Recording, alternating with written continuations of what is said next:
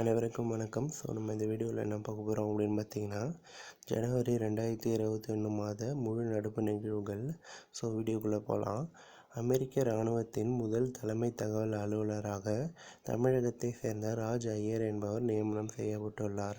San பிரான்சிஸ்கோவிலிருந்து Bengaluru வரையிலான 17 மணி நேர நீண்ட தூர விமான பயணத்தை முற்றிலும் பெண் விமானிகளே இயக்கி சாதனை படைத்தனர். அவர்கள் பாபாகிரி தன்மை, சோயா அகர்வால், அகின்ஷா சோனாவார் மற்றும் சிவானி மன்ஹாஸ் ஆகியோர் ஆவர்.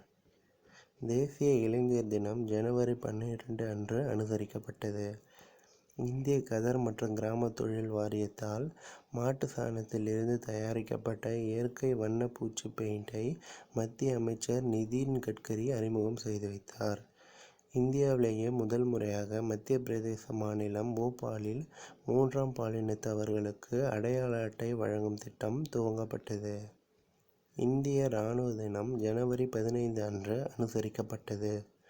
ஒரே நாளில் 3 விதமான கிரிக்கெட் போட்டிகளிலும் அறிமுகமான முதல் இந்திய கிரிக்கெட் வீரர் என்ற பெருமையை பெற்றார் தமிழகத்தை சேர்ந்த கிரிக்கெட் வீரர் டி. நடராஜன். இந்தியாவில் முதல் கொரோனா கோவிட்-19 தடுப்பூசி தில்லி எய்ம்ஸ் மருத்துவமனை துப்புரவு பணியாளர் மணிஷ்குமாருக்கு செலுத்தப்பட்டது. வெளிநாடுகளில் புலம்பெயர்ந்தோருக்கான பட்டியல் 2020 ஐநா சபையின் பொருளாதார மற்றும் சமூக விவகாரத்துறை வெளியிட்டது.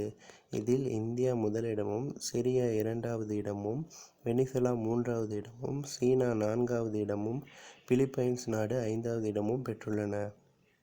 கொரோனா ஊரடங்கு காலத்தில் சிறப்பாக செயல்பட்டதற்காக தெற்கு ரயில்வேயிற்கு ஸ்காட்ச் வெள்ளி பதக்கம் வழங்கப்பட்டது. தமிழ்நாடு மாநில மனித உரிமைகள் ஆணையத்தின் தலைவராக எஸ். பாஸ்கரன் அவர்கள் நியமனம் செய்யப்பட்டார். சென்னை உயர்நீதிமன்றத்தின் 50வது தலைமை நீதிபதியாக சஞ்சீவ் பானர்ஜி அவர்கள் நியமனம் செய்யப்பட்டார். இவர் கல்கத்தா உயர்நீதிமன்றத்தின் நீதிபதியாக இருந்தவர் என்பது குறிப்பிடத்தக்கது. சென்னை உயர்நீதிமன்றத்தின் 49வது தலைமை நீதிபதியாக பதவி வகித்தவர் ஏ. பி. சாஹி ஆவர். இந்திய ரயில்வே வாரியத்தின் தலைவர் மற்றும் தலைமைச் செயல் அதிகாரியாக சுனித் சர்மா அவர்கள் நியமனம் செய்யப்பட்டார். உலகளாவிய குடும்ப தினம் ஜனவரி 1 அன்று அனுசரிக்கப்பட்டது. ஐநா பாதுகாப்பு கவுன்சிலில் 2021-2022 2 ஆண்டுகளுக்கு நிரந்தரம் அல்லாத உறுப்பினராக இந்தியா இணைந்துள்ளது.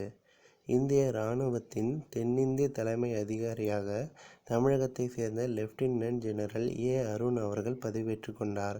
தில்லி அரசின் கலை, கலாச்சாரம் மற்றும் மொழிகளுக்கான துறை சார்பில் தமிழ்ச் சங்கம் ஒன்று உருவாக்கப்பட்டுள்ளது. அரசியல் தொழில் கவுன்சில் (CSIR) மற்றும் தேசிய இயற்பியல் ஆய்வகம் (NPL) மையங்களின் 75வது ஆண்டு தினம் தேசிய அளவில் மாநாடாக தில்லியில் நடைபெற்றது. தேசிய அணு கால அளவு திட்டம் மற்றும் பாரதிய நிர்தேஷ்முக் திரவியா திட்டங்களை பிரதமர் நரேந்திர மோடி அவர்கள் துவக்கி வைத்தார். கேரள மாநிலம் கொச்சி முதல் கர்நாடகத்தின் மங்களூரு வரையிலான 450 கிலோமீட்டர் தொலைவிற்கான இயற்கை எரிவாயு குழாய் பதிக்கும் திட்டத்தை இந்திய பிரதமர் நரேந்திர மோடி அவர்கள் துவக்கி வைத்தார். உலகின் முதல் இரட்டை அடுக்கு சரக்கு ரயிலை இந்திய பிரதமர் நரேந்திர மோடி அவர்கள் துவக்கி வைத்தார். இதன் நீளம் 1.5 கிலோமீட்டர். ஹரியானா மாநிலத்தின் ரேவாரி முதல் ராஜஸ்தான் மாநிலத்தின் மதர் பகுதிகளுக்கிடையேயான சரக்கு ரயில்வே போக்குவரத்தின் பிரத்யேக வழித்தடத்தை பிரதமர் நரேந்திர மோடி துவக்கி வைத்தார்.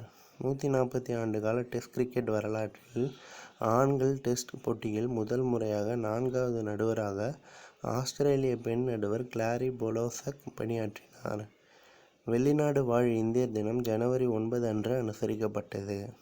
மத்திய அரசின் டிஜிட்டல் நாள்காட்டி மற்றும் நாட்குறிப்பு செயலியை மத்திய அமைச்சர் பிரகாஷ் ஜவ்டேகர் அறிமுகம் செய்தார். இந்திய அரசியல் வரலாற்றிலேயே முதல் முறையாக ஒரு மாநிலத்தில் நிதிநிலை அறிக்கையை தொடர்ந்து 10 ஆண்டுகளுக்கு மேல் தாக்கல் செய்த ஒரே நிதி அமைச்சர் என்ற பெருமையை தமிழக துணை முதலமைச்சர் நிதியமைச்சர் ஓ. பன்னீர்செல்வம் அவர்கள் பெற்றார். சாகர் அன்வேஷிகா என்ற பெயருடன் கடலோர ஆராய்ச்சி பணிகளுக்காக உருவாக்கப்பட்ட பிரத்யேக கப்பல் எண்ணை மத்திய அமைச்சர் ஹர்ஷவர்தன் சென்னை துறைமுகத்தில் நாட்டிற்கு அர்ப்பணித்தார். நேதாஜி சுபாஷ் சந்திர போஸ் அவர்களின் 125வது பிறந்த தினத்தை முன்னிட்டு அவரது பிறந்த தினமான ஜனவரி 23 அன்று தேசிய வலிமை தினமாக பராக்கிரம் திவாஸ் என கொண்டாடப்படும் என மத்திய கலாச்சாரத்துறை அமைச்சர் பிரகலாத் சிங் பட்டேல் அறிவித்தார். அடையாறு புற்றுநோய் மருத்துவமனையின் இயக்குனர் மருத்துவர் சாந்தா அவர்கள் தனது 93ஆம் வயதில் காலமானார். இவர் மத்திய அரசின் பத்மஸ்ரீ, பத்மபூஷன், பத்ம விபூஷன் விருதுகளை பெற்றவர். தமிழக அரசின் ஔவையார் விருதினையும் பெற்றுள்ளார். அமெரிக்காவின் 46வது அதிபராக ஜோ பைடன் பதவியேற்றுக் கொண்டார். அமெரிக்காவின் முதல் பெண் துணை அதிபராக தமிழகத்தை பூர்வீகமாக கொண்ட கமலா ஹாரிஸ் அவர்கள் பதவியேற்றுக் கொண்டார். புதிய கண்டுபிடிப்புகளுக்கான நிதி ஆயோக்கின் குறியீடுகளின் பட்டியலில் கர்நாடகா மாநிலம் முதலிடமும், மகாராஷ்டிரா 2ஆம் இடமும், தமிழ்நாடு 3ஆம் இடமும் பெற்றுள்ளது. டிராகன் ஃப்ரூட் பழத்தின் பெயரை கமலம் என்ற பெயரினை குஜராத் மாநில அரசு சூட்டியுள்ளது. தமிழ்நாடு குழந்தைகள் உரிமைகள் பாதுகாப்பு ஆணையத்தின் தலைவராக சரஸ்வதி ரங்கசாமி அவர்கள் நியமனம் செய்யப்பட்டார். தமிழகத்தின் சிறந்த காவல் நிலையமாக சேலம் நகர காவல் நிலையம் தேர்வு செய்யப்பட்டது. மத்திய நிதிநிலை அறிக்கை 2021ஐ நேரடியாக செல்போன் செயலியில் பார்க்க புதிய செல்போன் செயலி யூனியன் பட்ஜெட் மொபைல் அப்ளிகேஷன் என்ற செயலியை மத்திய நிதி அமைச்சர் நிர்மலா சீதாராமன் அறிமுகம் செய்து வைத்தார். தேசிய பெண் குழந்தைகள் தினம் ஜனவரி 24 அன்று அனுசரிக்கப்பட்டது. தேசிய வாக்காளர் தினம் ஜனவரி 25 அன்று அனுசரிக்கப்பட்டது. தேசிய சுற்றுலா தினம் ஜனவரி 25 அன்று கொண்டாடப்பட்டது. தேசிய பெண் குழந்தைகள் தினம் ஜனவரி 24ஐ ஒட்டி உத்தரகாண்ட் மாநிலத்தின் ஒருநாள் முதல்வராக சிருஷ்டி கோஸ்வாமி என்ற கல்லூரி மாணவி ஒருநாள் முதல்வராக செயல்பட்டார். ஆடவருக்கான தேசிய ஃப்ரீஸ்டைல் மல்யுத்தம் போட்டியில் 65 கிலோ எடை பிரிவில் ஹரியானா வீரர் ரோஹித் மற்றும் 86 கிலோ பிரிவில் தில்லியின் பிரவீன் சாகர் ஆகியோர் சாம்பியன் பட்டம் பெற்றனர்.